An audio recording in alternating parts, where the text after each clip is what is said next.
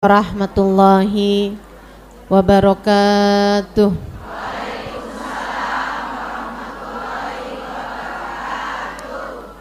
Alhamdulillah. Wassalatu wassalamu ala Rasulillah Muhammad ibn Abdillah wa ala alihi wa sahbihi wa man walah. Subhanaka la ilma lana illa ma 'allamtana innaka antal alimul hakim. Rabbi syrah li sadri wa yassir li amri wahlul 'uqdatan min lisani yafqahu qawli, amma ba'du. Alhamdulillah, sama-sama kita sayangi segenap pengurus dan panitia Majelis Ta'lim Raudhatul Jannah Cipulir,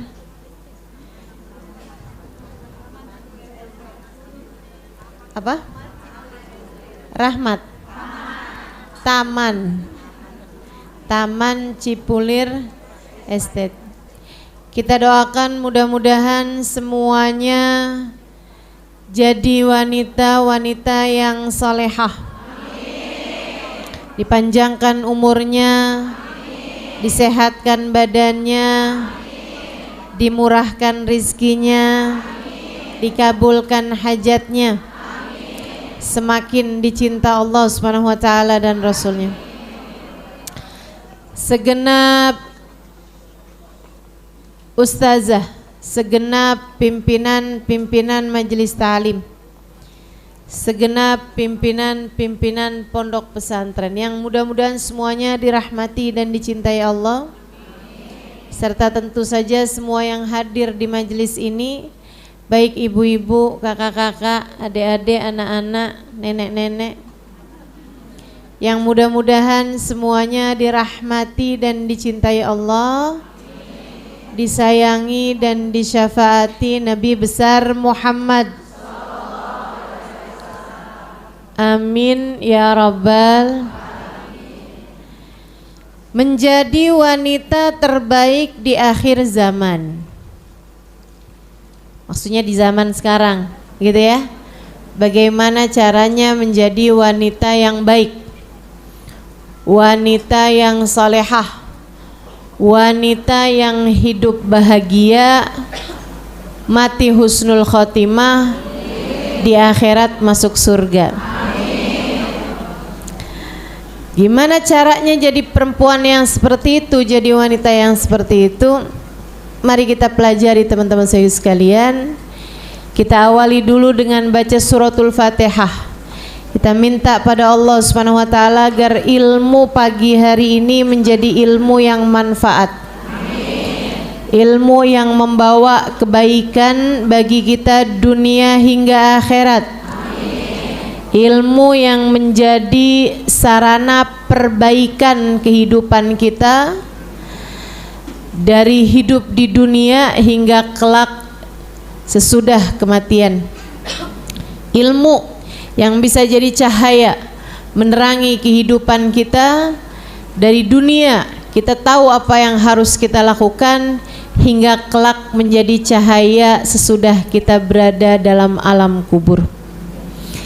Kita minta pada Allah kemanfaatan ilmu kita bagi kita dan bagi orang-orang di sekeliling kita.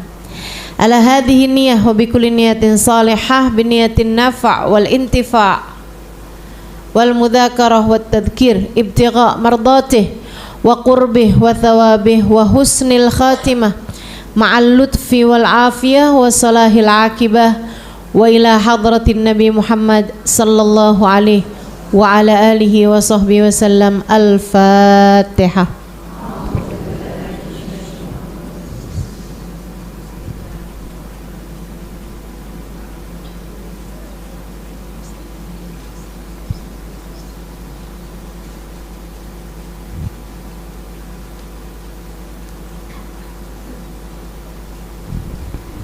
Bismillahirrahmanirrahim.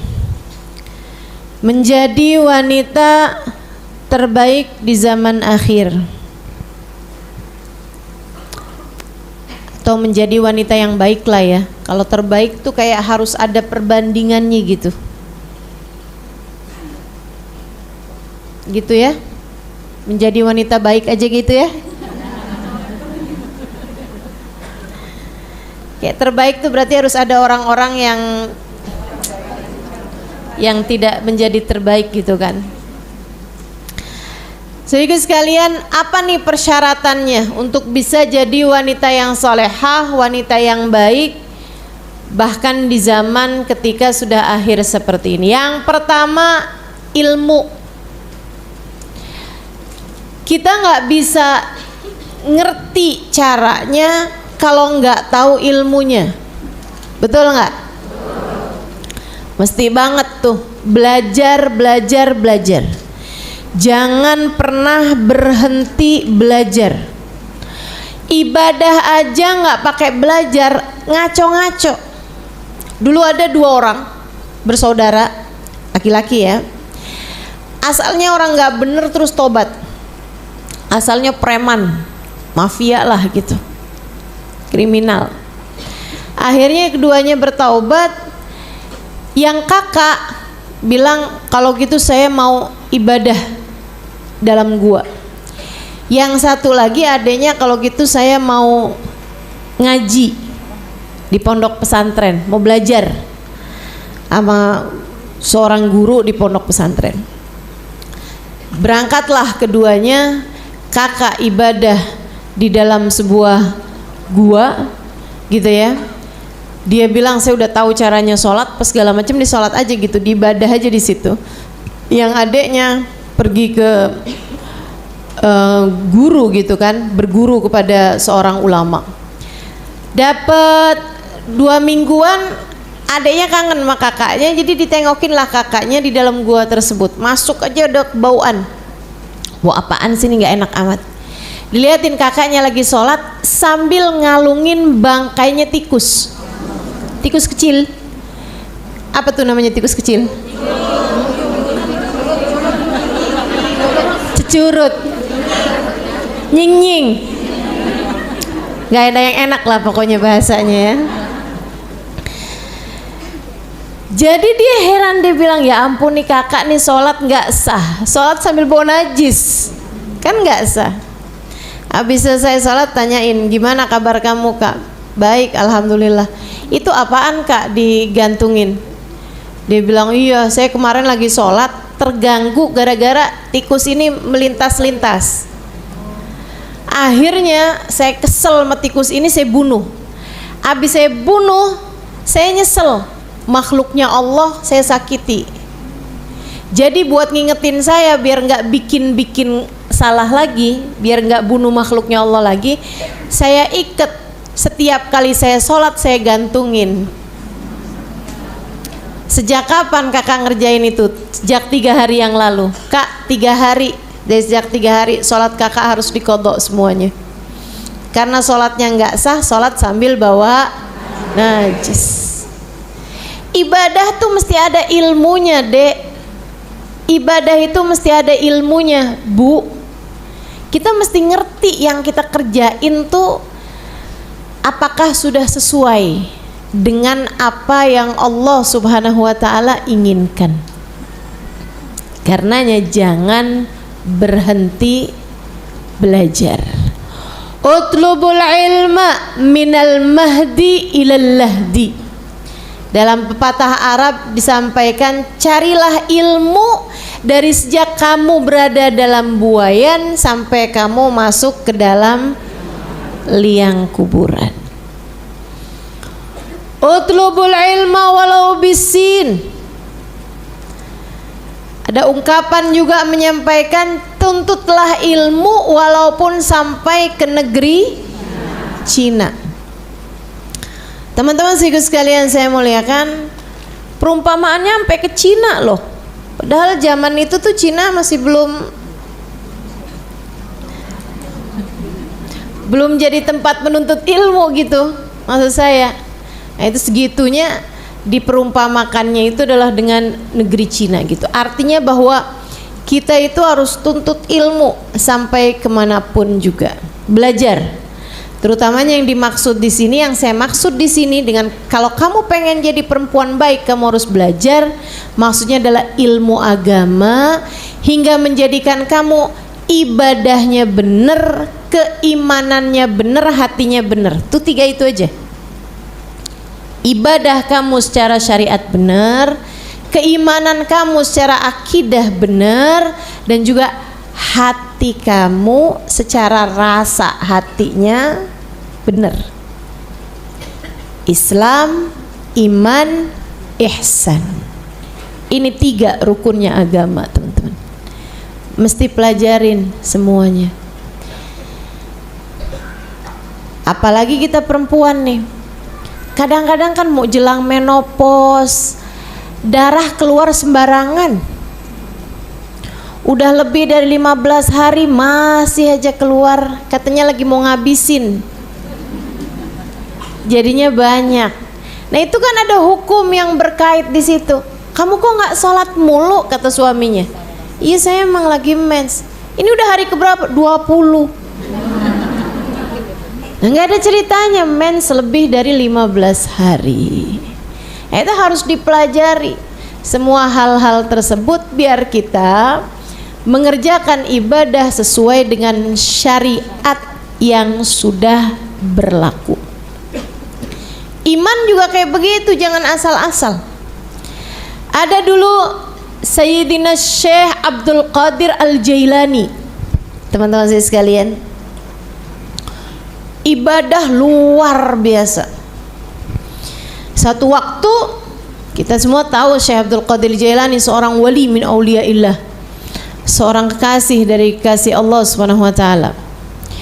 Satu waktu saat beliau sedang di mihrabnya ibadah sendirian, tiba-tiba aja kelihatan gelap banget semuanya, dan kemudian kelihatan cahaya sangat terang benderang. Terus kayak gempa gitu. Kayak gempa, kemudian kedengaran suara. Ya Abdul Qadir, wahai Abdul Qadir, kamu telah sampai. Sejak hari ini engkau akan menjadi hamba yang tidak lagi haram apapun. Maksudnya semua dihal, kau ubihalakal muharramat. Sejak saat ini kamu diperkenankan buat ngerjain semua perkara-perkara haram. Maksudnya tuh minuman keras nggak jadi haram lagi, zina nggak jadi perkara haram lagi, ngelihat perempuan dengan syahwat nggak jadi perkara haram lagi gitu. Sholat nggak wajib lagi, kalau kamu mau ya kerjain, nggak kamu mau nggak apa-apa gitu. Qad ubihalakal muharramat, telah diperkenankan padamu perkara-perkara yang halal, perkara-perkara yang haram. Jadi yang haram udah nggak jadi haram lagi gitu. Jadi sekalian, Sayyidina Syekh Abdul Qadir Jailani langsung ngambil batu, diarahkan kepada cahaya tersebut, diarahkan kepada cahaya tersebut sampai cahayanya hilang, berganti kegelapan, kemudian muncullah al-la'in, setan dari arah sana. Terus setannya bilang, Abdul Qadir, kok kamu tahu sih kalau saya setan? Sehingga sekalian saya muliakan, nih ya, katanya setannya bilang begini, tahukah kamu wahai Abdul Qadir, saya sudah mengganggu, menggoda hamba-hambanya Allah dengan cara seperti ini, dan sudah aku sesatkan lebih daripada 70.000 orang sepanjang zaman. Makanya memang setan nih punya masa kerja yang sangat panjang ya, pengalaman kerjanya luar biasa. Dia bilang saya sudah menyesatkan dengan cara ini lebih daripada 70.000 ahli ibadah sepanjang zaman, bikin mereka jadi ngerasa hore, saya udah sampai. Sekarang saya udah nggak lagi diwajibkan hal-hal yang wajib, dan udah nggak haram lagi yang sebelumnya diharamkan. Teman-teman saya sekalian, dan ini setan mengelabui bukan orang-orang yang ibadah kadang enggak. Orang-orang yang ahli-ahli ibadah, yang udah tahajudnya tuh dari jam sekian, dari jam 12 malam sampai jam 4 pagi gitu. Kalau kita kan dari jam 4 kurang 10 menit.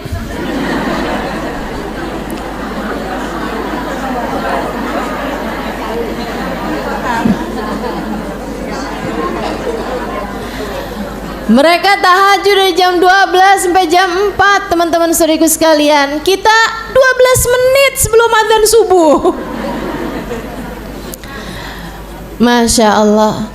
Ini ahli-ahli ibadah banyak disesatkan iblis gara-gara hal ini. Mereka nganggapnya kayak yang, wah saya udah sampai nih, saya udah usul ilallah, saya sudah ma'rifat pada Allah, saya sudah sangat dekat sama Allah, sehingga sekarang udah nggak wajib lagi sholat, udah nggak wajib lagi. Familiar nggak? Saya sering dengar hal-hal yang seperti itu. Sekarang dia udah nggak wajib lagi gitu. Ada orang udah kok nggak pernah kelihatan sholat Jumat, oh dia udah nggak wajib sholat Jumat lagi, udah sampai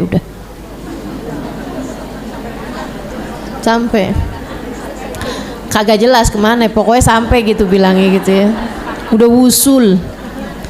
Masya Allah, udah ma'rifat gitu. Jadi dia hidupnya antara dia sama Allah gitu, udah uzlah, menyendiri, nggak ada ceritanya kumpul-kumpul sama orang dan lain sebagainya. Sehingga sekalian saya muliakan, hal yang semacam ini datang kepada Syekh Abdul Qadir Jailani. Setan nanya, dari mana kamu tahu kalau saya setan? Katanya Sayyidina Syekh Abdul Qadir Jailani, ini ilmu. Kata Sayyidina Syekh Abdul Qadir Jailani, bikalamik, karena ucapan kamu, bigaulik, qad ubiha lakal muharramat, telah diperkenankan hal-hal yang sebelumnya haram bagi kamu, sekarang kamu udah boleh. Dari ucapan kamu itu saya tahu kamu setan. Kenapa kok begitu? Ama Nabi Muhammad aja yang haram tetap haram. Sama Nabi Muhammad aja, manusia paling ma'rifat, manusia yang sudah sampai di Sidratul Muntaha, manusia yang sudah ngelihat surga, sedangkan beliau masih hidup di atas muka bumi ini pada malam Isra Mi'raj. Manusia yang sudah berjumpa dengan Allah, kana qaba qausaini au adna, hingga didekatkan sama Allah Subhanahu wa taala sejarak 2 tombak, teman-teman. Segitu aja sama Nabi Muhammad, yang haram tetap haram. Menurutmu Nabi Muhammad halal minum minuman keras? Haram. Menurutmu Nabi Muhammad halal ngomongin orang? Haram. Teman-teman saya sekalian, ama Nabi Muhammad aja yang haram tetap haram. Sampai Nabi Muhammad bilang, la an aqbalani rajulun bi syu'latin minan nar ahabbu ilayya. Itu kenapa tuh di luar?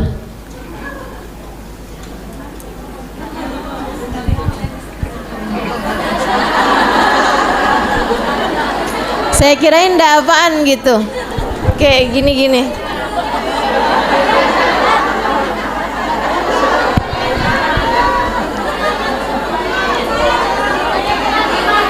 Kenapa? Ketutupan bunga. Oh, ketutupan bunga.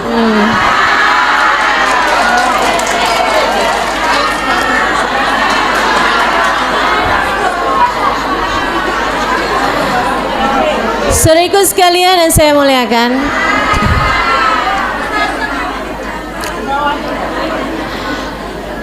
kata Nabi besar Muhammad sallallahu alaihi wasallam, udah, kita lanjutkan lagi. Katanya baginda Nabi Muhammad alaihi wasallam, la an aqbalani rajulun bi syu'latin minan nar ahabbu ilayya min an yamussa jilda imra'atin la tahilluli.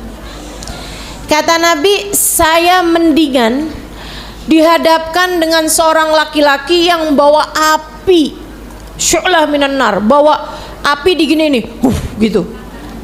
Saya mendingan digituin dah daripada saya suruh menyentuh perempuan, menyentuh kulit perempuan yang bukan mahram saya. Nabi Muhammad sallallahu alaihi wasallam.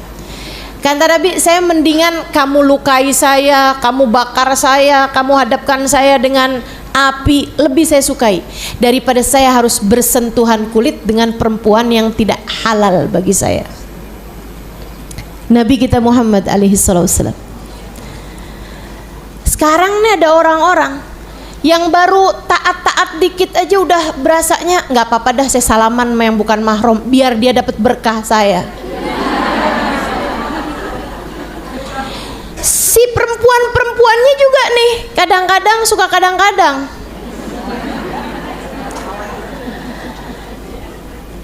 Ketemu sama Bu Nyai belum tentu salaman, ketemu sama Kiai minta salaman.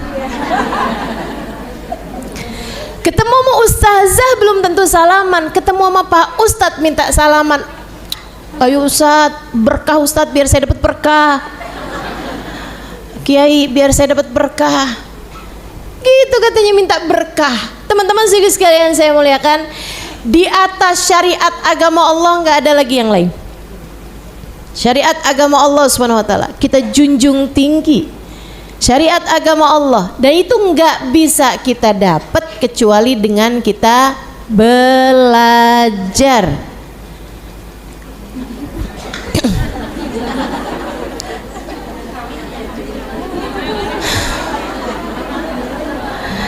Apa itu Bu? Saya nggak kelihatan tulisannya. Coba itu yang di belakang liatin tulisannya. Suaranya nggak kedengeran. Yang di luar suara nggak kedengeran? Kedengeran? Nggak kedengeran tapi dijawab pertanyaan saya. Panitia kedengeran ya dari luar? Oke.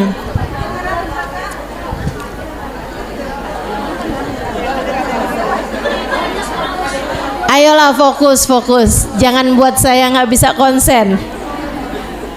Ya, jadi itu nomor 1 persyaratannya. Apa tadi?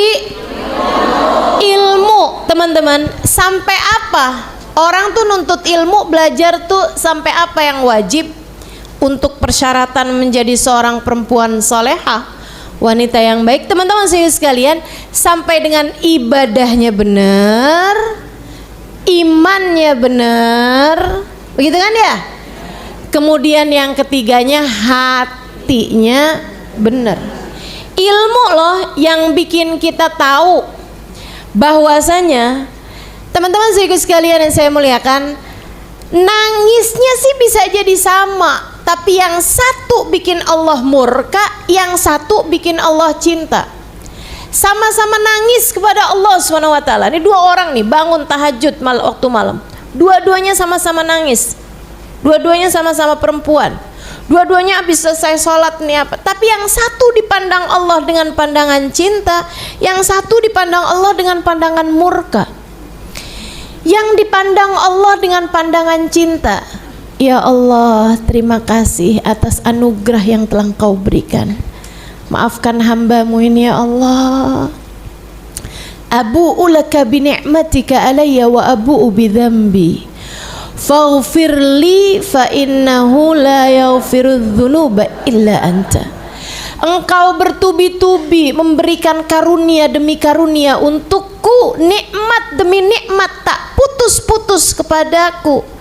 Akan tetapi aku yang berulang-ulang kali jatuh kepada dosa-dosa. Kau datang padaku membawa ampunan, Kau datang padaku membawa kenikmatan, sementara aku berulang kali datang padamu membawa dosa. Faghfirli, ampunilah aku ya Allah, ampunilah aku ya Allah.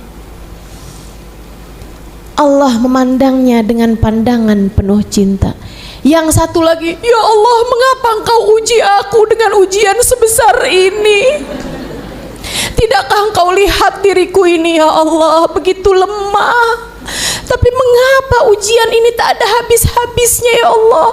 Kenapa dia sangat zalim kepada saya ya Allah? Balaslah dia dengan balasan yang lebih besar.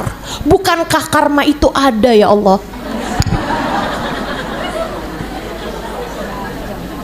Kata Allah, semua dariku. Kamu mau protes itu kepadaku? Bagaimana mungkin kamu mengadukan aku kepadaku, kata Allah. Allah pun memandangnya dengan pandangan murka.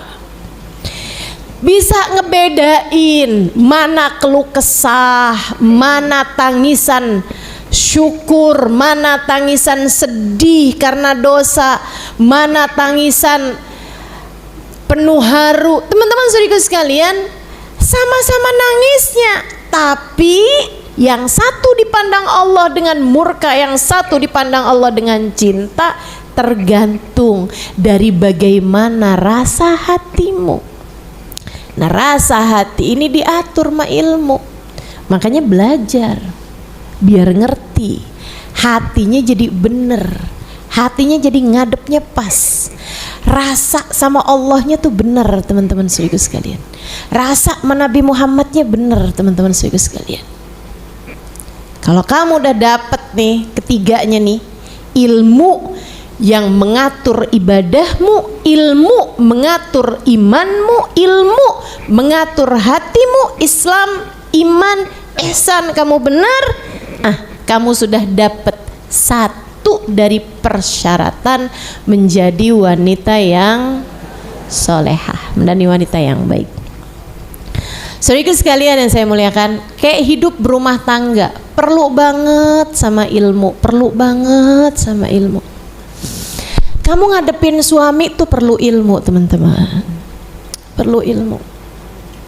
Kalau nggak ada ilmunya, jadinya ngaco-ngaco, jadinya ngawur-ngawur. Ustazah, saya hampir bunuh diri, Ustazah. Gara-gara saya mendapati ada foto akad nikah di HP suami saya, Ustazah. Suami saya akad nikah bukan dengan saya, Ustazah. Saya mau bunuh diri, Ustazah. Teman-teman sekalian yang saya muliakan, nih kalau nggak punya ilmunya tuh jadi ngaco-ngaco semuanya, jadi berantakan hidupnya. Suami saya selingkuh, oh dia pikir dia aja yang bisa selingkuh, saya juga. Kenapa bisa begitu pilihannya dalam kehidupan? Karena dia tidak punya ilmu. Pelajari ilmunya, pelajari ilmunya. Membuat hatimu tuh kamu ngerti cara menatanya. Membuat kamu faham kehidupan dunia ini untuk apa. Membuat kamu mengerti bahwasanya tidak ada sesuatu dapat terjadi kecuali dengan izin Allah. Semuanya dari Allah. Al khair wasyarr kulluh minallah. Baik buruk semuanya datangnya dari Allah Subhanahu wa taala. Wa ma ramaita id ramaita walakinnallaha rama. Tatkala kamu melempar, tidaklah kamu melempar, melainkan Allah Subhanahu wa taala yang membuatmu melempar. Tidak ada daun jatuh dari pohon kecuali dengan izin Allah. Teman-teman saudara sekalian yang saya muliakan, pelajari ilmu. Kamu ngadepin anak, pelajari ilmunya, sehingga kamu dapat melewati kehidupan ini dengan cara yang terbaik. Wah, anak saya kok suka marah-marah ya, kenapa? Cari tahu gimana nih ngadepin anak saya, cari tahu. Teman-teman saya sekalian, saya ada ditanya seorang anak mau menikah, dibilang, Ustazah saya mau nikah, Ustazah, kasih tahu saya apa persiapan sebelum menikah. Saya bilang, selain daripada kamu mesti pelajarin hukum-hukum syariat dalam sebuah pernikahan, Selebihnya tidak ada yang dapat kamu persiapkan. Kamu pelajari ilmunya, tapi hati kamu tuh nggak bisa kamu persiapkan apa-apa. Kenapa gitu Ustazah? Ya karena pernikahan itu teman-teman sekalian seringkali di luar ekspektasi seseorang. Bahkan yang udah pada nikah, udah pacaran sekalipun sebelum nikah, gitu ya. Udah banyak banget orang bilang, kenapa ya suami saya itu beda banget dari waktu dia masih pacaran. Saya waktu pasti pacaran sama dia tuh sayang sama saya, perhatian sama saya. Pas udah nikah tuh kayak gitu deh. Sehingga sekalian yang saya muliakan, pernikahan tuh lain urusannya. Kan begitu ya? Saya sampaikan padanya selain daripada ilmu mengenai pernikahan secara syariat, bagaimana hukumnya sesudah berhubungan intim dan lain sebagainya, mandinya, apanya semuanya. Saya bilang selebihnya nggak ada hal yang dapat kamu persiapkan, sebab pernikahan itu tidak seperti yang ada dalam bayanganmu. Kamu hanya perlu melakukan satu hal. Apa Ustazah? Jangan pernah berhenti belajar. Pelajari suamimu. Pernikahan tuh hidup baru kayak anak lahir. Anak lahir tuh nggak bisa apa-apa teman-teman. Nggak apa-apa, nggak usah sedih. Gitu kan ya? Anak bayi tuh nggak ada yang stres. Kenapa saya belum bisa jalan? Lah dia 8 bulan, begitu kan? Nggak ada yang kayak gitu. Yang penting dia terus belajar. Nanti lama-lama dia bisa jalan, lama-lama dia bisa lari, lama-lama dia bisa semuanya gitu. Ngomong nggak bisa gitu kan? Nggak apa-apa, nggak usah sedih. Ntar lama-lama juga bisa. Gitu. Demikian pula dengan hidup berumah tangga. Suamimu tuh pelajarin. Apa yang bisa bikin dia marah, apa yang bisa bikin dia kesel, apa yang dia bisa bikin dia seneng, gitu. Ini ada orang udah nikah 20 tahun ngomong sama saya, Ustazah, saya gimana ngadepin suami saya Ustazah? Saya nih Ustazah kesel banget sama suami saya, begini, panjang banget deh keterangannya. Gimana cara saya ngadepin suami saya Ustazah? Lah suami kamu nanya sama saya. Saya tanya, kamu udah kawin berapa lama? 20 tahun Ustazah. Belajar apa aja selama ini? Ya dipelajarin suamimu tuh Bu. Orang punya HP aja loh, iPhone misalnya begitu kan, dipelajarin. Kalau nggak dipelajarin, HP secanggih apapun kamu cuman bisa telepon sama WhatsApp. Betul? Ustazah kok pegang HP sih Ustazah pas lagi baca Al-Quran? Ini Al-Qurannya ada di HP. Ustazah kok lagi baca zikir-zikir pegang HP? Nah zikirannya tulisannya ada di HP. Kok bisa muat Ustazah? Aneh.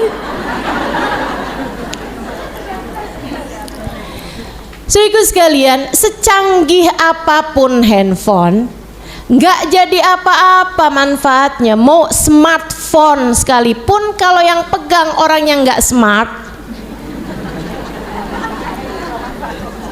nggak ada manfaatnya apa-apa. Daripada kayak begitu, mendingan HP jadul aja dah pakainya. Saudaraku sekalian yang saya muliakan, demikian pula dengan kamu punya suami. Pelajarin. Kamu punya anak, pelajarin. Kamu punya badan, pelajarin gitu. Kok saya sakit-sakitan mulu? Ya pelajarin badan kamu gitu. Apa yang bisa bikin dia sakit, gitu kan? Karena sakit tuh semuanya adalah protesnya tubuh ketika kamu memperlakukan tubuhmu tidak sesuai dengan yang tubuhmu mau gitu. Oke gitu kok, hidup tuh semuanya bisa dipelajari teman-teman sekalian. Jangan pernah berhenti belajar. Kalau kamu tahu suamimu marah mulu karena kamu kerjaannya pegang HP terus, ya jangan pegang HP depan suami. Halo. Kalau suami kamu marah pas kamu ngambil uang di saku bajunya, jangan ngambil. Kalau suami kamu paling marah ketika kamu buka-buka HP-nya, ya jangan buka. Itu hal yang simpel kok teman-teman sekalian. Pelajarin, anak kamu pelajarin. Anak tuh loh, setiap anak tuh bahasa cintanya beda-beda. Ada anak yang senangnya diomongin, ada anak yang senangnya dipelukin, beda-beda. Ada anak yang senangnya dikasih hadiah gitu. Kamu pelajarin anak kamu. Kamu gak harus pelajarin anak tetangga kamu kok. Kamu cuma perlu pelajarin anak kamu biar memperlakukan dia dengan cara yang terbaik. Kan begitu ya? Nah tuh, jadi modal utama kamu pengen jadi perempuan yang solehah, nomor 1 adalah yang kedua ibadah. Mau jadi perempuan yang solehah ya jangan ninggal ibadah. Pengen jadi perempuan yang baik, sholat jaga, kan begitu. Zikirannya juga punya, gitu. Laksanakan perintah-perintah Allah Subhanahu wa taala dalam hidupmu. Saudaraku sekalian, saya pernah tinggal di sebuah negara yang orang senegeri tuh ahli ibadah semua. Waktu saya ceritakan bahwa di Indonesia ada orang Islam yang gak sholat, mereka gak percaya. Dia bilang begini nih, kamu suuzon kali Halimah, gak mungkin lah ada orang Islam gak sholat. Aku bilang illa mayusallun, enggak kok, mereka emang gak sholat. Kamu gak lihat tima syuftihim, kamu gak lihat aja pas mereka sholat.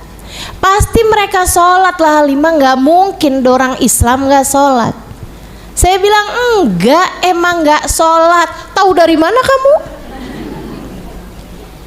Ya emang gak sholat, saya bilang gitu kan. Itu sholat Halimah pas kamu gak lihat.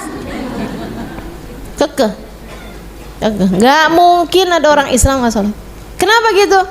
Mereka semua senegeri itu, sekampung, sekota Tarim, itu semuanya ahli ibadah teman-teman. Sampai seanak-anak kecilnya tuh ibadah. Beberapa waktu yang lalu saya ada lihat satu foto Sayyidil Habib Umar, guru kami, berfoto dengan anak-anak kecil. Anak kecil-kecil, umur 6 tahun, 7 tahun, 8 tahun, 9 tahun, 10 tahun, pokoknya belum balik gitu. Belum balik, belum 12 tahun umurnya. Itu Habib fotoan di antara mereka semua anak kecil-kecil semuanya, jumlahnya 200-an orang. Anak kecil-kecil itu. Kemudian di bawahnya ada keterangan. Ini adalah anak kecil-kecil yang dari sejak anak belum balik ya. Dari sejak awal Ramadan sampai akhir Ramadan istiqomah kontinu mengerjakan sholat tarawih di Masjid Darul Mustafa bersama dengan Habib Umar bin Hafid. Saya kasih tahu teman-teman, sholat di sana itu Habib Umar baca 2 juz Al-Quran tiap malam. Anak kecilnya aja istiqomah, jumlah mereka 200-an orang. Yang lain-lain jumlahnya berapa Ustazah? Itu setiap malam 3-4 ribuan orang yang jadi makmumnya Sayyidil Habib Umar bin Hafid. 2 juz Al-Quran tiap malam. Teman-teman saudaraku sekalian yang saya muliakan, ini ahli-ahli ibadah gitu. Saya ketika tinggal di sana, saya jadi mikir, ya Allah, orang Indonesia masuk surga, surganya yang bagian mana ya?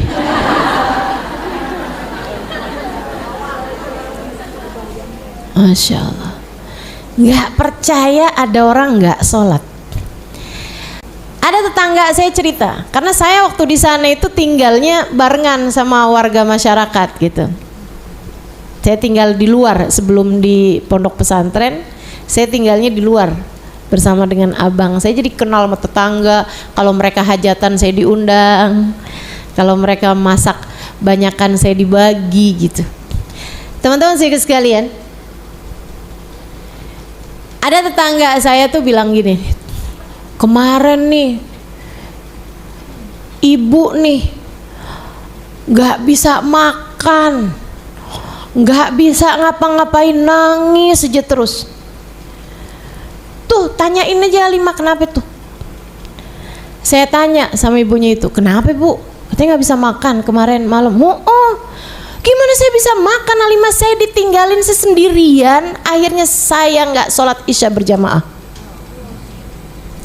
Saya sholatnya sendirian, kesel banget saya. Gak ada temen saya sholat berjamaah, semuanya pada pergi. Saya sendirian di rumah, saya sendiriannya gak apa-apa, tapi saya sholat sendirian. Saya sholat sendirian, Halimah kebayang gak? Dia bilang berpuluh tahun saya sholat berjamaah, hari itu saya sholat sendirian dalam rumah.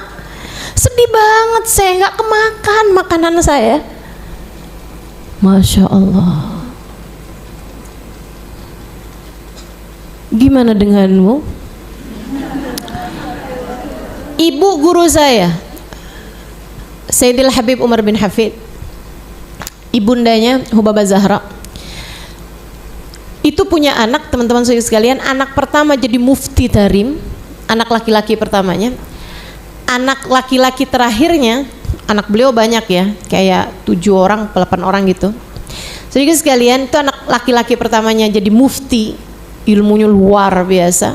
Kemudian anak laki-laki terakhirnya guru kami Sayyidil Habib Umar bin Hafid menjadi ulama dunia, ulama kelas dunia yang banyak menginspirasi orang dan banyak mendidik umat manusia.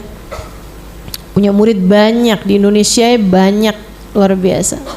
Mudah-mudahan saya diakui sebagai salah satu muridnya, insyaallah. Teman-teman saya sekalian, ini ibundanya waktu saya bikin buku Bidadari Bumi 2, saya minta, saya suratin, saya kirim WhatsApp, kirim surat kepada keluarga beliau, pada cucu beliau, bahwa saya sedang menulis buku, salah satunya tentang Hubabah Zahra gitu. Waktu itu Hubabah Zahra udah meninggal. Jadi sekalian mereka kemudian masing-masing cerita ditulisin nama cucunya, dikirimin ke saya. Saya pun membaca ceritanya. Ini salah satu cerita yang mereka ceritakan. Diceritakan sama putri beliau. Hubabah Zahra itu sepanjang hidupnya, dari sejak sebelum balik sampai dengan akhir hidupnya, tidak pernah meninggalkan tahajud. Ketika beliau ditanya sama perempuan-perempuan, Hubabah gimana caranya punya anak soleh solehah semuanya gitu, Hubabah Zahra sambil senyum dia bilang, gampang kok nak, kalau kamu pengen anakmu solehah, kamu sebagai ibunya yang solehah. Kamu sebagai ibunya yang solehah. Kamu pengen punya anak cinta Al-Quran, kamu yang cinta Al-Quran. Kamu pengen punya anak menjaga sholat, kamu yang benar sholatnya. Kamu kepengen punya anak yang punya cinta kepada Allah dan Rasulnya, kamu milikilah rasa tersebut. Rasa hati ya teman-teman, bukan hanya sekedar amaliyah badan gitu. Karena rasa hati itu nular. Rasa hati itu nular.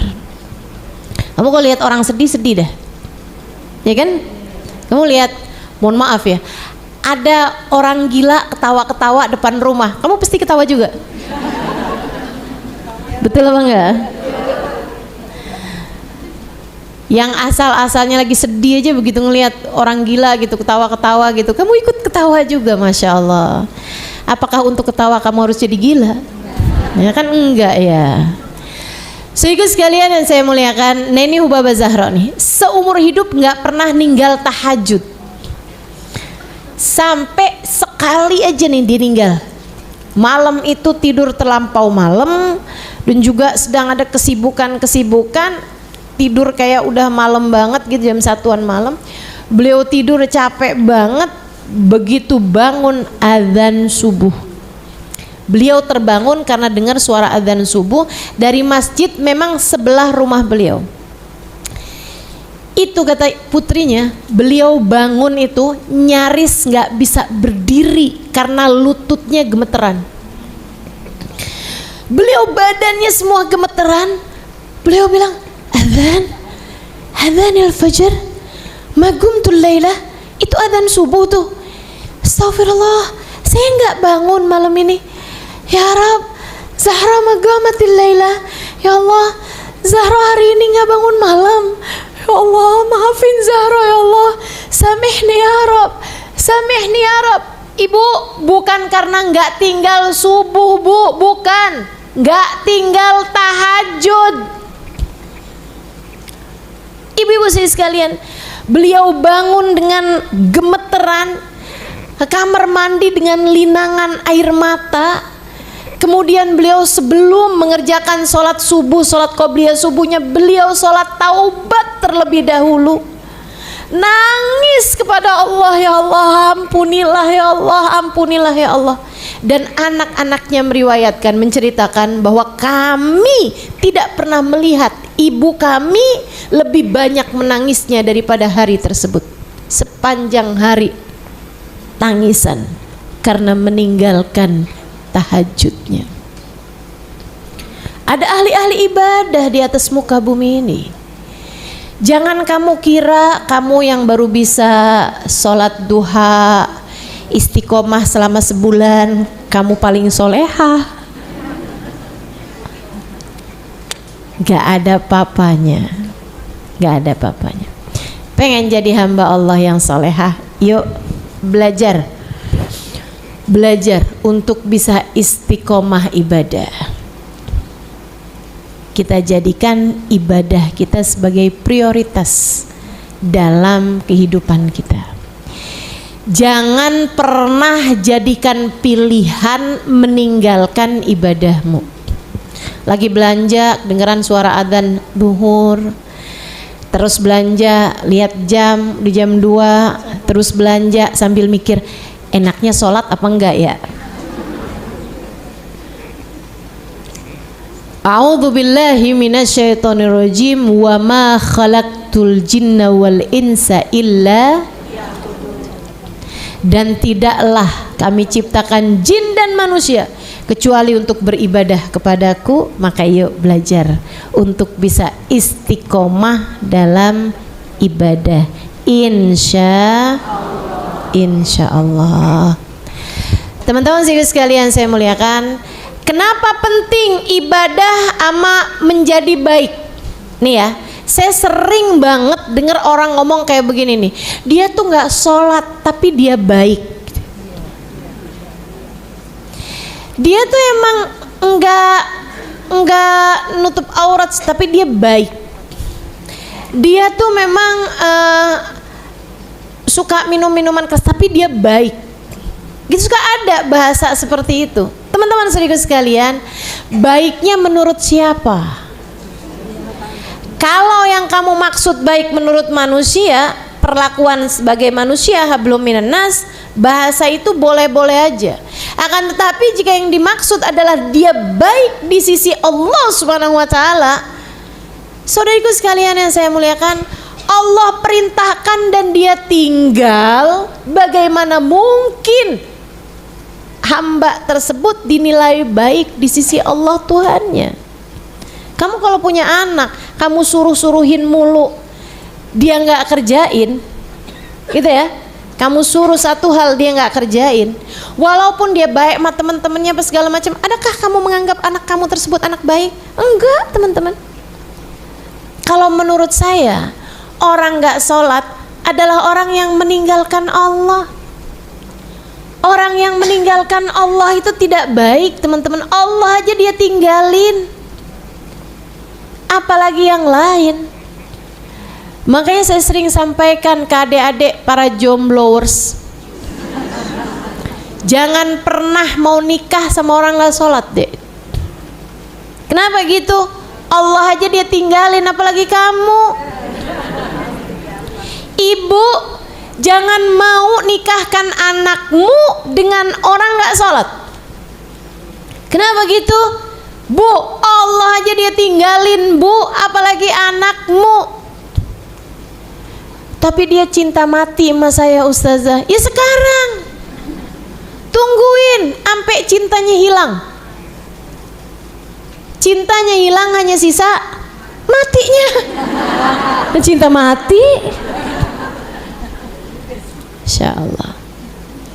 Ayolah. Baik artinya menjalankan perintah-perintah Allah. Kan begitu?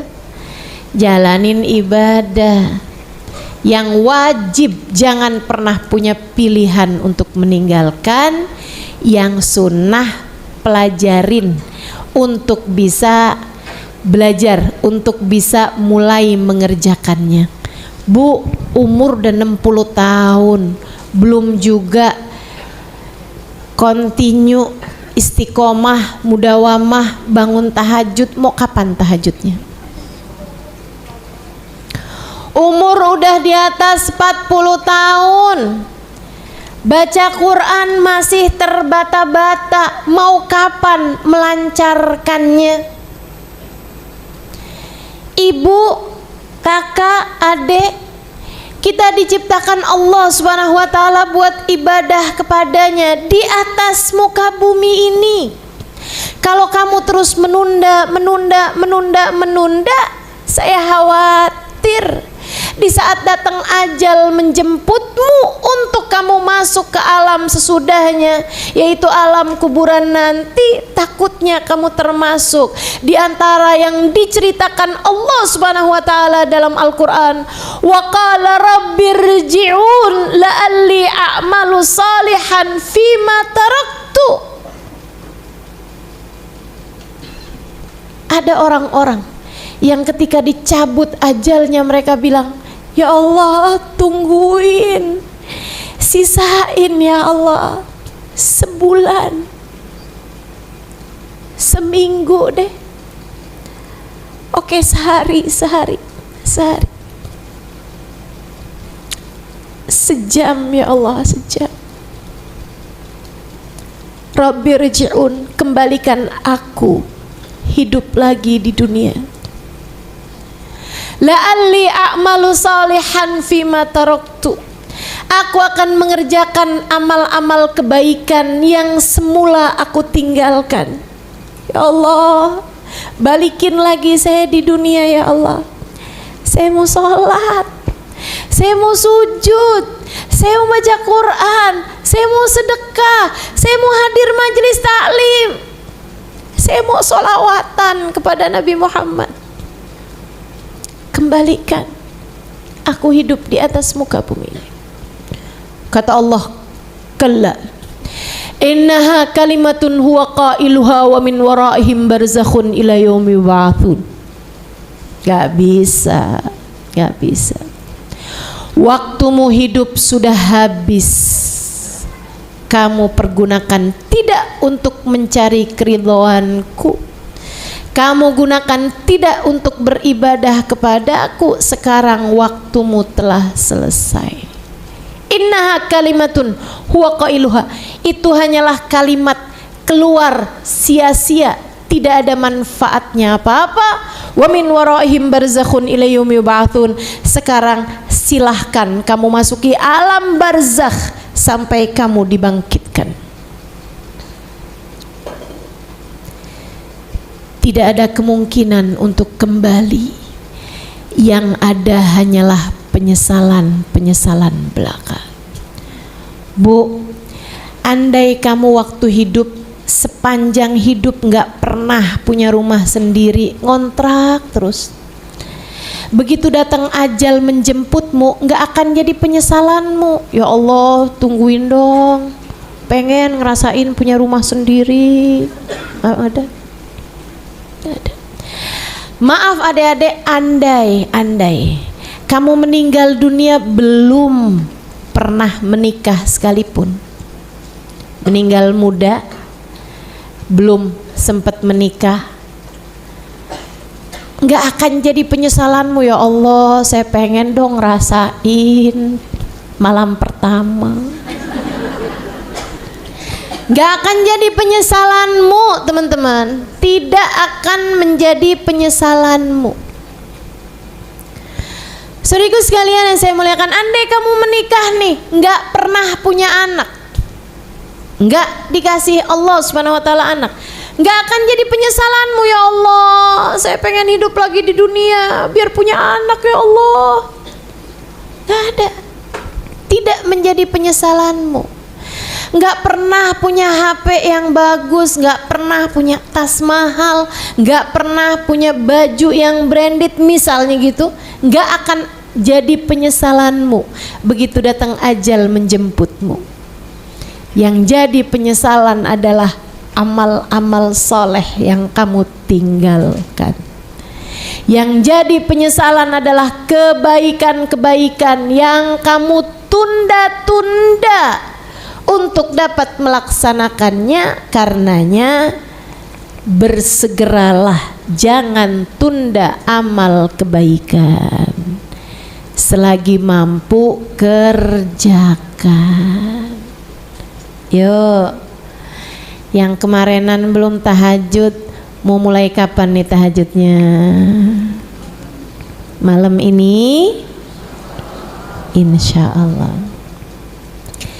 Nggak kepengen gabung sama hamba-hamba tercinta Allah, bangun di jam-jam yang dimana yang lain sedang dilalaikan olehnya.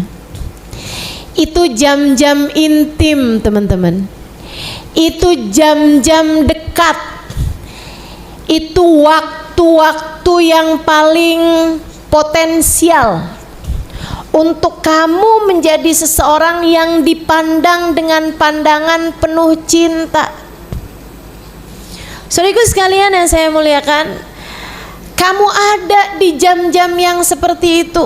Ketika Allah lihat hamba-hambanya sedang tertidur dalam lelap, ketika Allah lihat hamba-hambanya sedang berada dalam alam mimpi mereka masing-masing, kamu terbangun, kamu berwudu, meskipun ngantuk, kamu sholat beberapa rakaat, kemudian sudahnya kamu mengangkat tangan, ya Allah, bersama denganku saat ini ada hamba-hamba yang kau pandang mereka dengan pandangan cinta, karena mereka sedang beribadah kepadamu ya Allah, dan saya ada bersama dengan mereka.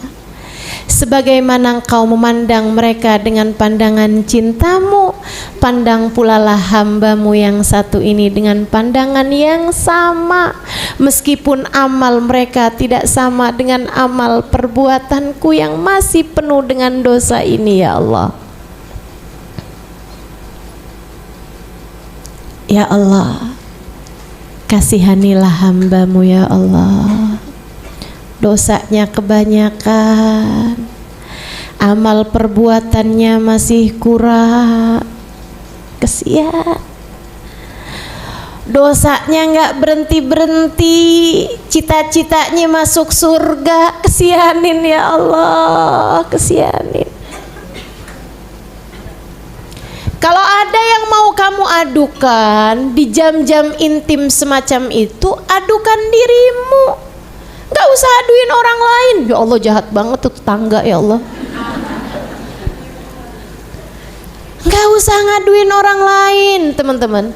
Kalau ada yang mau kamu adukan, adukan dirimu sendiri dan ketidakmampuanmu untuk menjalani kehidupan sesuai dengan yang Allah mau, agar Allah layak memandangmu dengan pandangan cintanya. Kama ta'ish tamut. Saudaraku sekalian, kamu nanti akan mati sesuai dengan kebiasaanmu hidup di atas muka bumi ini. Hati-hati. Orang kalau kebiasaannya sujud, sangat mungkin meninggal dalam keadaan sujud. Orang kalau kebiasaannya belajar, sangat mungkin meninggal otaknya masih lagi belajar juga, hatinya masih lagi mikirin tentang ilmu. Sedikit sekalian saya muliakan, orang kalau hatinya kebiasaan berzikir, sangat mungkin meninggal dunia dalam keadaan berzikir. Sayyidina Uthman tiap malam baca 10 juz Al-Quran, meninggal dalam keadaan membaca Al-Quran di saat sholat sampai darahnya muncrat ke Quran yang sedang beliau tuliskan. Sampai sekarang Qurannya Allah abadikan, masih sisa, disamarkan. Saya sudah pernah melihatnya. Al-Quran yang diabadikan Allah 1400 tahun silam. Saudaraku sekalian saya muliakan, lembaran kertas, kertasnya bahkan kalau tempat yang lain pastinya sudah lapuk. Ini Allah abadikan. Kenapa? Karena di sana terdapat darah kekasihnya, Sayyidina Uthman ibn Affan alaihi ridwanallah, penulis Al-Quran. Saudara sekalian yang saya muliakan, kama ta'ish tamut, sebagaimana kamu hidup seperti itu pula lah kamu akan meninggal dunia. Di sisa hidupmu ini pastikan kamu pengen meninggal kayak gimana, tetapilah amal perbuatan tersebut. Kepengen meninggal lagi belanja di Shopee,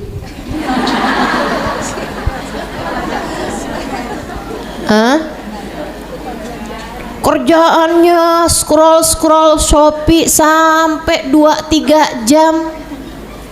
Jangan salahin siapa-siapa kalau saat datang Israel kamu masih lagi check out keranjang belanjaan. Ya Allah, ayolah hidup mikir ya, ibadah, biar mudah-mudahan kita meninggal dunia dalam keadaan ibadah kepada Allah, meninggal dalam keadaan husnul. Yang ketiga, kalau kamu pengen jadi perempuan solehah, tinggalkan dosa. Dosa tuh bikin sumpek hati, bikin akhlak tidak terpuji. Dosa tuh bikin gak enak hidup teman-teman. Gak usah milih dosa, gak usah jadikan dosa sebagai pilihan. Adik-adik yang punya pacar, kalau kamu kepengen hidup sebagai wanita yang baik di akhir zaman seperti ini, putuskanlah pacarmu itu. Bilangin sama pacarmu, halalkan atau putuskan. Yang tegas dek, yang tegas. Bilang sama pacar kamu itu, maaf, saya punya hidup hanya satu-satunya dan ingin saya jalani dengan cara yang terbaik. Kita hidup tidak sedang dalam masa percobaan adik-adikku sayang, nggak ada ceritanya kamu hidup jadi magang. Kamu kok lagi ngerjain dosa? Iya nih, saya masih magang. Hidup di dunia ini saya masih magang, masih coba-coba. Enggak gitu teman-teman. Kita nih hidup nih udah di masa sekarang ini dah. Malaikat Raqib Atid tidak melewatkan apapun, melainkan mereka catat dalam perbuatan buku-buku kehidupan kamu itu. Maka jangan biarkan hidupmu di masa mudamu tersia-sia hanya karena kamu mengikuti hawa nafsumu. Enggak dek, pacaran tidak mendekatkan kepada jodohmu. Ada banyak orang pacarannya sama siapa, kawinnya sama siapa. Ada banyak orang pacaran bertahun-tahun ternyata jagain jodohnya orang. Kamu udah makan belum? Makan ya sayang, biar kamu gak mati.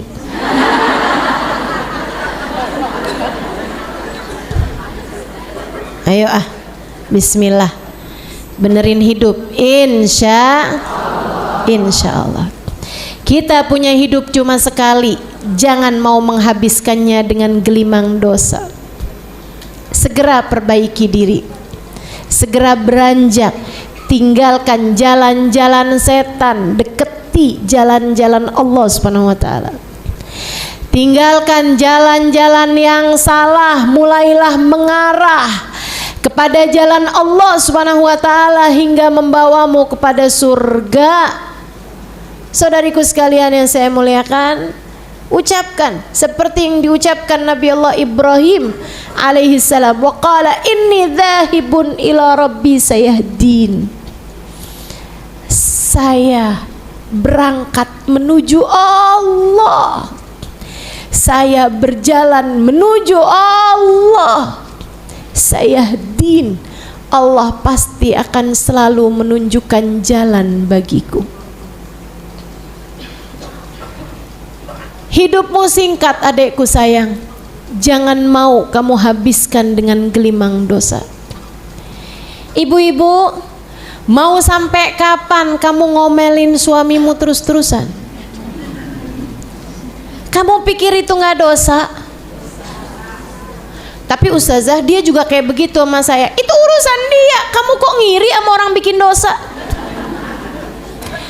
Suamimu ngomelin kamu, dia lagi ngerjain dosa. Nah, kenapa kamu iri sama orang yang lagi ngerjain dosa? Ibu, maaf-maaf, ada nggak diantaramu yang iri sama orang kejebur got? Ya ampun, seneng banget dia kejebur got. Saya juga, emang dia aja yang bisa kejebur got, saya juga dong. Ada yang begitu? Enggak ada, teman-teman. Jadi kalau ada suami lagi ngomel marah-marah, biarin dia aja, dia lagi ngerjain dosa, kamu jangan ikut-ikutan. Terus kita mesti kayak gimana ustazah? Dengerin, senyumin. Ya kan panas ustazah hati kita. Mikir gini aja nih, hambanya Allah lagi digerakkan sama Allah. Subhanallah, hidungnya kembang kempis. Masya Allah, matanya terbelalak kemudian menyipit. Masya Allah, mulutnya bisa segede itu.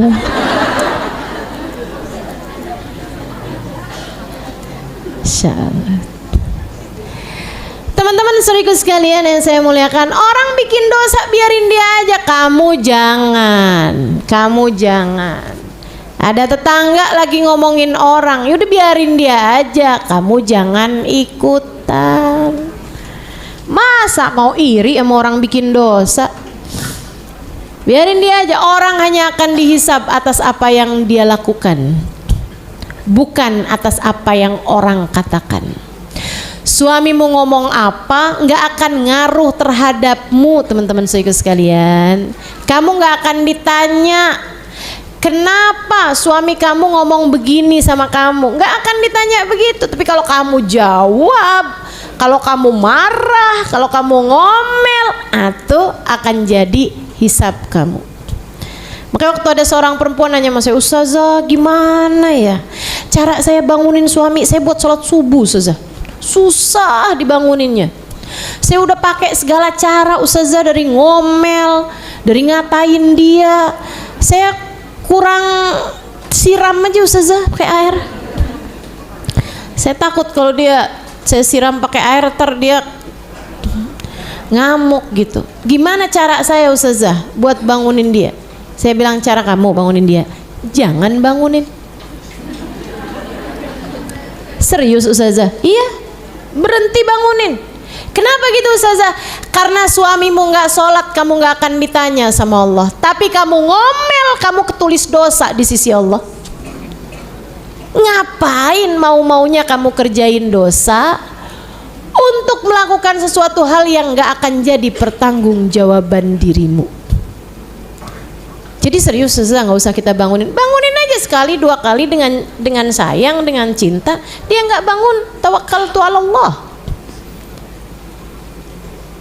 Selebihnya kalau kamu emang beneran sayang sama dia, saat kamu habis selesai sholat, kamu angkat tangan, ya Allah, saya sayang sama suami saya, sayangilah dia ya Allah.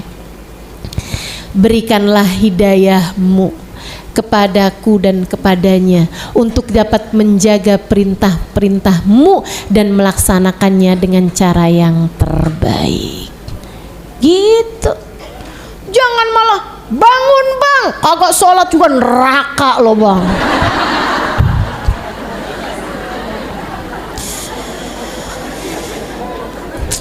Duh, ada Bu,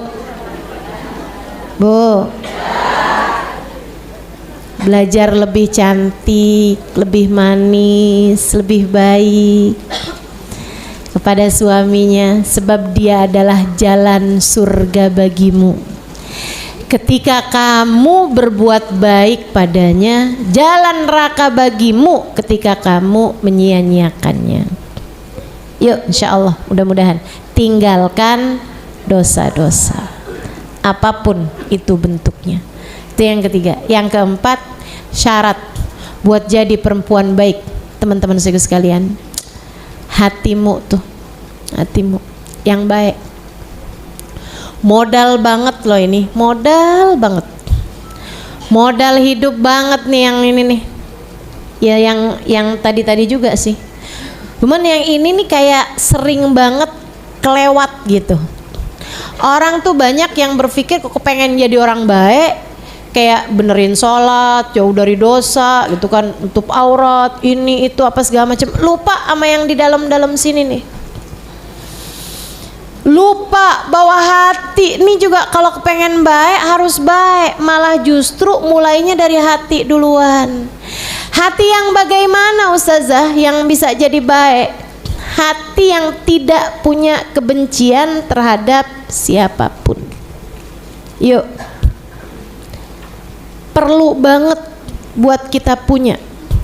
Dan sebelum kita punya, perlu banget buat kita minta.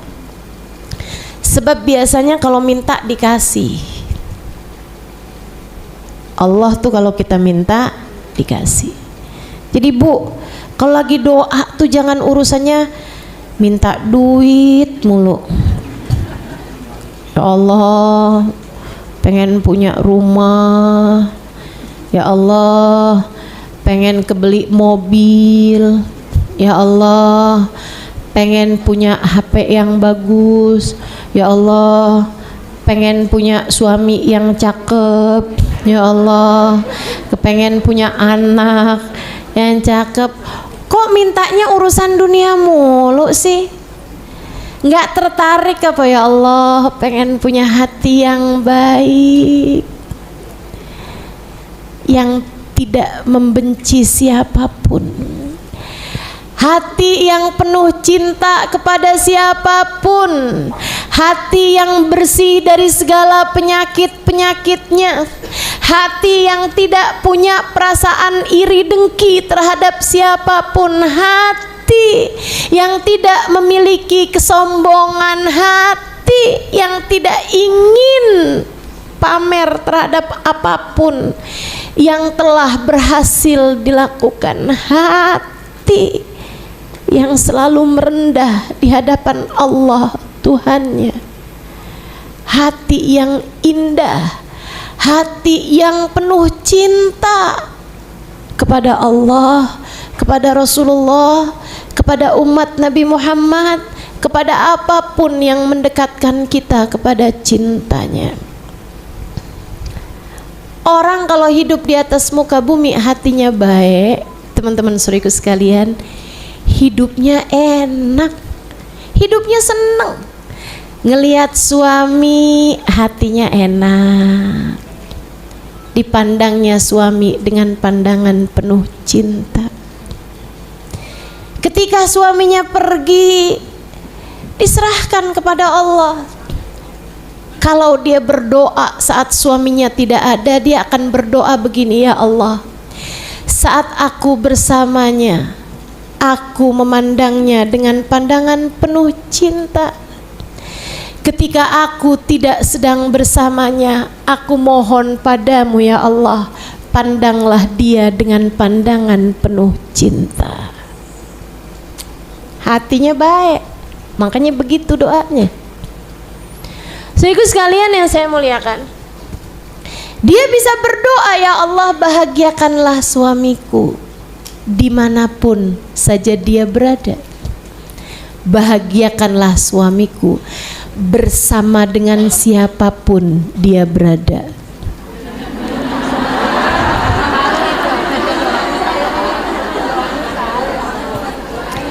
Hatinya baik, suaminya lagi sama temennya dia bahagia, suaminya lagi sama gurunya dia bahagia, suaminya sedang bersama dengan ulama siapapun bahagia. Kan begitu tuh. Suaminya dipertemukan dengan orang-orang soleh kalau doamu seperti itu gitu. Ayo bismillah teman-teman saya sekalian, miliki hati yang bersih, miliki hati yang indah. Udah enggak usah fokus sama hati orang, enggak usah peduli sama hati orang. Kamu enggak akan dihisab sama apa yang dilakukan orang lain, sama perasaan orang terhadap dirimu. Enggak usah peduli, enggak usah peduli. Atas nama cinta saya sampaikan padamu teman-teman saya sekalian, cintai hatimu, cintai hatimu. Gak usah terlampau pedulikan perasaan hati orang lain. Kamu hanya perlu perhatikan perasaan hatimu sendiri. Hati yang indah, hati yang bahagia. Saya kesian sama para istri yang sibuk banget sama perasaan suaminya. Kenapa ya suami saya tidak bisa mencintai saya sampai tergila-gila? Ngapain kamu peduli sama perasaan hati suamimu? Kenapa suami saya lebih mencintai siapa misalnya gitu? Nggak usah peduli teman-teman. Atas nama cinta, saya sayang sama kamu, saya sayang sama kamu. Pedulilah kepada rasa hatimu sendiri. Minta sama Allah, ya Allah bahagiakan saya dimanapun saya berada. Ya Allah bersihkanlah segala penyakit-penyakit yang ada dalam hati saya. Ya Allah berkenanlah bertahta dalam hati saya. Ya Allah taruhkan cinta padamu dalam hati saya. Ya Allah taruhkan cinta kepada Nabi Muhammad dalam hati saya. Ya Allah, minta teman-teman saudara sekalian, minta. Nggak usah terlampau peduli sama dia sayang apa enggak sama kamu, dia cinta apa enggak sama kamu, dia kenapa bisa benci sama kamu. Nggak usah peduli perasaan hati orang lain. Kamu kehabisan waktu jika caramu begitu. Tiap hari ruwet mulu sama si itu, kok bisa benci sama saya, si itu bagaimana perasaannya sama saya, adakah dia seneng sama saya? Ngapain kamu peduliin hal-hal yang seperti itu? Yuk teman-teman saya sekalian, belajar untuk lebih menyayangi hatimu sendiri. Pedulilah kepada rasa hatimu. Adakah Allah telah bertahta di dalamnya? Yang baik punya hati, yang baik punya hati. Ngelihat orang susah, ya Allah angkat susahnya, ya Allah angkat susahnya.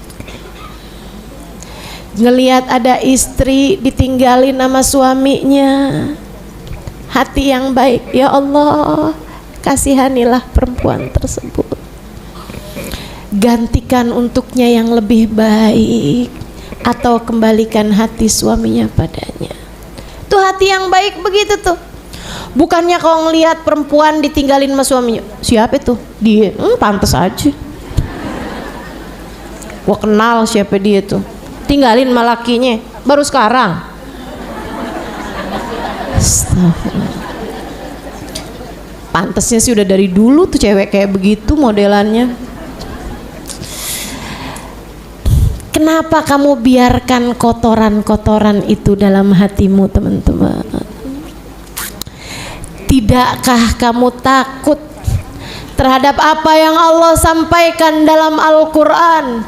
A'udzubillahi minasyaitonirrajim. Doanya Nabi Allah Ibrahim, Rabbi la tukhzini yawma yub'atsun yawma la yanfa' mal wala banun illa man atallaha biqalbin salim. Ya Allah, Jangan kecewakan aku di hari Engkau membangkitkan hamba-hambamu. Hari di mana tidak selamat orang bawa harta, hari di mana tidak selamat orang bawa anak. Yang selamat adalah orang yang datang pada Allah dengan membawa hati yang selamat. Saudaraku sekalian, selamatkan hatimu, selamatkan hatimu. Ngelihat orang ibadah, itu mah nggak ikhlas, tuh ria. Orang ibadah dibilang ria. Giliran ngelihat orang ahli maksiat, amit neraka pasti kangen sama dia. Bisa kepada siapa hatimu ini husnudzon? Masalahnya bukan sama orang, teman-teman, sama hatimu sendiri. Ustazah, kenapa ya? Saya nih loh ustazah udah nikah 3 kali. 3-tiganya saya kecewa ustazah. 3-tiganya saya berasa berada dalam neraka dunia gitu ustazah. Masalahnya bukan sama suamimu, masalahnya sama kamu. Masalahnya bukan pada duniamu teman-teman, masalahnya ada pada hatimu. Benerin hatimu, indahkan hatimu, selamatkan hatimu. Jangan biarkan hatimu digerogoti digerogoti suuzon, buruk sangka orang lain, digerogoti ujub, pamer, iri, dengki. Jangan sampai hatimu dirusak sama penyakit-penyakit berupa kesombongan, merasa diri lebih baik daripada orang lain. Hiasilah hatimu dengan cinta. Belajar buat cinta sama semua orang. Belajar buat sayang sama semua orang. Anakmu kamu sayangin, suamimu kamu sayang. Suamimu ya, bukan suami orang. Sekarang lagi musim nih, suami sendiri nggak dia sayangin, suami orang dia sayangin. Inna lillahi wa inna ilaihi raji'un. Yuk belajar buat nyayangin hati. Insya Allah gitu. Tiap kali perasaan kamu nggak enak apa segala macem, ini dia nih hati saya nih penyakitan nih, Allah sembuhkan hati saya, Allah sembuhkan hati. Bukan malah kamu ikut-ikutin cemburu sama suami yang begini begitu. Teman-teman saya sekalian, bukan kamu ikutin. Kemana nih sekarang? Kalau gitu saya pasangin aja nih, ada aplikasi di HP-nya dia, tahu kemana suami saya pergi. Ya Allah, saya ditanya sama orang, Ustazah mau nggak saya pasangin begituan? Oh enggak. Ngapain saya bilang? Hidup saya udah cukup sibuk mencari ridha Allah Subhanahu wa taala, insyaallah. Hidup saya cukup sibuk untuk jatuh bangun mendekat kepada Allah Subhanahu wa taala. Hidup saya cukup sibuk untuk mencari-cari cinta Allah, mencari-cari cinta Rasulullah. Jangan sibukkan saya juga dengan mencari-cari cinta manusia. Saudariku sekalian yang saya muliakan, kita takutnya nggak keburu menuju ridha Allah. Ngapain kita bersibuk-sibuk mencari ridha manusia? Dia dengan urusannya, biarkan, ada hisabnya sendiri. Suamimu mau jalan sama siapa, ada hisabnya masing-masing. Dia bukan anak kecil, teman-teman, yang harus kamu jagain, yang harus kamu pantau, yang harus kamu letakkan GPS di HP-nya. Ini saya tekankan kepadamu, ini penyakit orang zaman sekarang nih. Ini penyakit orang zaman sekarang nih. Ngatur-ngatur kehidupannya orang. Udah, atur hatimu sendiri aja, atur hidupmu sendiri aja. Insya Allah, mudah-mudahan Allah jadikan kita wanita-wanita yang soleha, wanita-wanita yang baik, insya Allah. Allah. Terakhir, kalau kamu pengen jadi wanita yang solehah, wanita yang baik, teruslah berdoa, teruslah meminta, teruslah bergantung hanya kepada Allah Subhanahu wa ta'ala. Mintalah terus bimbingannya teman-teman, mintalah terus bimbingannya. Ya Allah, bimbing hambamu ya Allah. Pengen jadi perempuan solehah ya Allah, pengen jadi baik di sisimu ya Allah. Ya Allah, tolongin ya Allah, jauhkan dari dosa-dosa ya Allah. Bagusin hati hamba ya Allah, bagusin hati saya ya Allah. Enggak ngerti caranya didik hati, hanya Engkau yang dapat melakukannya ya Allah. Tolong bimbing hati saya ya Allah. Insya. Yuk kita doa, kita baca suratul Fatihah. Kita minta pada Allah Subhanahu wa ta'ala, semoga Allah berkenan memandang kita dengan pandangan cintanya. Mari kita minta pada Allah Subhanahu wa ta'ala, semoga Allah Subhanahu wa ta'ala berkenan mengampuni dosa kita, menutup aib kita, memandu langkah kehidupan kita hingga kita sampai kepada keridhoannya, hingga kita sampai kepada cintanya, hingga kita sampai kepada husnul khatimah, hingga kita sampai kepada surganya, hingga kita sampai kepada bahagia hidup dunia dan akhirat. Ala hadhihi niyyah wa bikulli niyatin salihah jami'ah syamilah ila hadratin Nabi Muhammad sallallahu alaihi wa ala alihi wa sahbihi wasallam. Al-Fatihah. Baca bersama-sama. A'udzu billahi minasyaitonir rajim. Bismillahirrahmanirrahim. Alhamdulillahi rabbil alamin. Arrahmanir rahim. Maliki yaumiddin. Iyyaka na'budu wa iyyaka nasta'in. Ihdinas siratal mustaqim. Siratal ladzina an'amta 'alaihim ghairil maghdubi 'alaihim waladdallin. Allahumma bihaqqil Fatihah, bihurmatil Fatihah, barakatil Fatihah, taftah lana abwabal khair, tu'amilana muamalata ahlal khair, takfina min jamil fitan wal mihan bu'us wa dhair, innaka wali kulli khair, mutafaddil bi kulli khair birahmatika ya arhamar rahimin. Allahumma la tada' fi majlisina hadha dhanban illa ghafartah, wala aiban illa satartah, wala hamman illa farajtah, wala daynan illa qadaitah, wala hajatan min hawaijid dunya wal akhirah illa yasartaha wa qadaitaha birahmatika ya arhamar rahimin.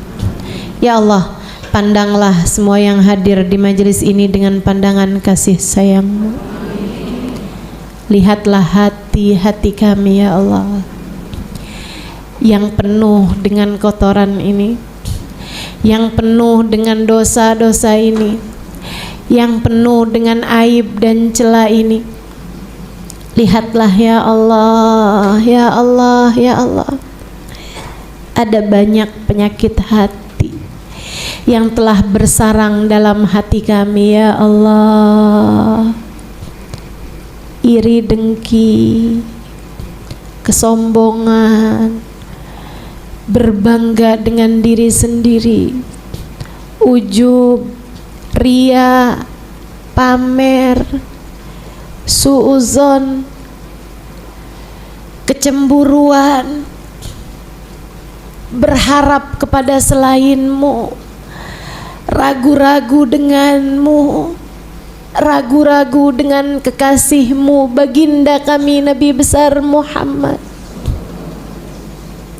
Ya Allah, lihatlah hati kami yang masih mencintai selain-Mu, lebih besar dari cinta kami kepadamu.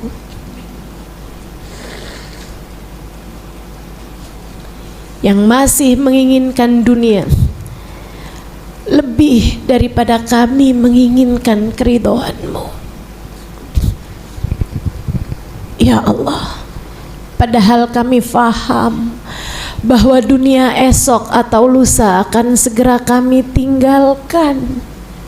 Maafkanlah kami ya Allah, maafkanlah kami ya Allah, yang lebih sering meninggalkan-Mu daripada meninggalkan urusan dunia kami, yang masih lebih sering memilih jalan dosa daripada jalan taat padamu. Ampuni kami ya Allah, maafkan kami ya Allah. Kami mohon bimbingan-Mu ya Allah, kami mohon bimbingan-Mu ya Allah, untuk semua yang hadir di tempat ini tanpa terkecuali. Lihatlah semuanya ya Allah, bimbing kami meraih ilmu-Mu, bimbing kami mengerjakan taat padamu, bimbing kami meninggalkan dosa demi dosa, bimbing kami memiliki hati yang bersih, bimbing kami untuk tidak bergantung, tidak bersandar kecuali kepadamu ya Allah. Ampuni segenap dosa-dosa kami yang telah begitu banyak memenuhi buku catatan perbuatan kami. Ampuni dosa antara kami denganmu ya Allah. Ampuni dosa antara kami dengan kedua orang tua kami ya Allah. Ampuni dosa antara kami dengan suami kami ya Allah. Ampuni dosa antara kami dengan anak-anak kami ya Allah. Ampuni dosa antara kami dengan saudara-saudari kami ya Allah. Ampuni dosa antara kami dengan sahabat-sahabat kami ya Allah. Ampuni dosa antara kami dengan guru-guru kami ya Allah. Ampuni dosa antara kami dengan semua hamba-hamba-Mu ya Allah. Betapa ternyata kami masih kesulitan menata hati. Betapa ternyata kami sulit untuk menjadi hamba-Mu yang baik hati. Ampuni kami ya Allah terhadap segala dosa-dosa yang telah begitu banyak memenuhi catatan amal perbuatan kami. Mohon ampun ya Allah. Jangan hukum kami atas dosa-dosa kami ya Allah. Kami banyak belum mengerti, tidak di dunia, tidak pula di akhirat. Jangan hukum kami atas perbuatan dosa-dosa kami ya Allah.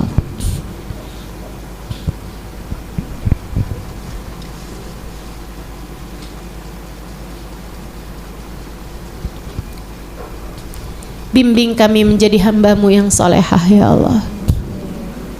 Solehah sebagai ibu, solehah sebagai istri, solehah sebagai anak, solehah sebagai hamba-Mu, solehah sebagai umat Nabi Muhammad, solehah sebagai kakak, sebagai adik, sebagai teman, sebagai sahabat, sebagai guru, sebagai murid. Solehahkan kami ya Allah. Jadikan kami hamba-hamba yang baik di sisi-Mu ya Allah. Hidupkan kami dengan kehidupan wanita yang salehah. Apabila datang ajal menjemput kami, matikan kami dengan cara matinya hamba-Mu yang salehah.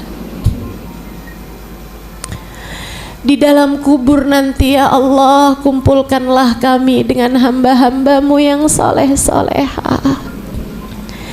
Di akhirat nanti ya Allah, jadikan kami dalam rombongan hamba-hambamu yang soleh-solehah. Di belakang baginda kami Nabi besar Muhammad. Jangan ada yang terusir ya Allah. Jangan ada yang tertinggal ya Allah. Jangan ada yang terkeluarkan ya Allah. Selamatkan kami dimanapun kami berada.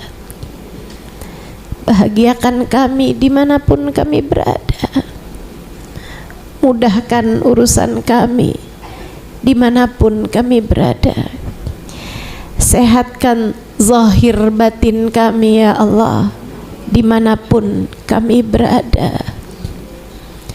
Ya Allah, apabila datang ajal menjemput kami, matikan kami dalam husnul khatimah. Jadikanlah kalimat terakhir yang keluar dari lisan kami adalah kalimat La ilaha illallah, La ilaha illallah, La ilaha illallah, Muhammadur Rasulullah sallallahu alaihi wasallam. Ya Allah, dengan kalimat tersebut kami hidup. Matikan kami pula dengan kalimat tersebut ya Allah. Kelak di hari akhirat bangkitkan kami dengan kalimat tersebut. Masukkan kami ke dalam surgamu dengan kalimat tersebut. Bukankah miftahul jannah la ilaha illallah? Kunci surga adalah kalimat la ilaha illallah. Allahumma rabbana atina fid dunya hasanah fil akhirati hasanah wa qina adzabannar bifadli subhana rabbika rabbil izzati amma yasifun. Salamun alal mursalin. Alhamdulillahirabbil alamin. Terima kasih, mudah-mudahan bermanfaat. Kurang lebihnya mohon maaf. Billahi taufiq wal hidayah. Wal afu minkum. Assalamualaikum warahmatullahi wabarakatuh. Alhamdulillah, usai sudah kajian kita pada hari ini. Untuk ibu-ibu yang masih ada di dalam ruangan